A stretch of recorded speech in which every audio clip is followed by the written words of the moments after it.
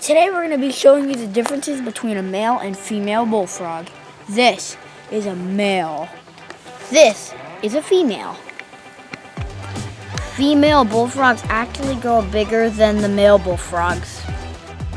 Only males are the ones that vocalize. Females don't make any sounds. Boy. God! What was that?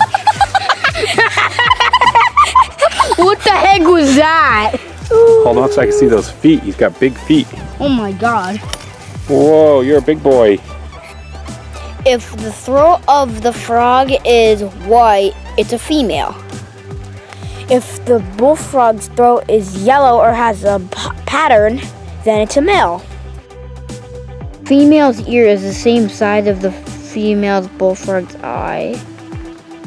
And the male bullfrog's ear is bigger than the bullfrog's eye.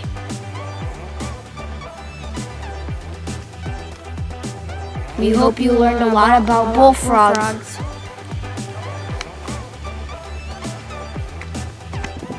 Hi, we're the New Jersey Nature Boys. I'm Derek. And I'm Dylan. Thanks for watching our videos. Hit the subscribe button so you never miss our adventures. Thanks. Have a nice day.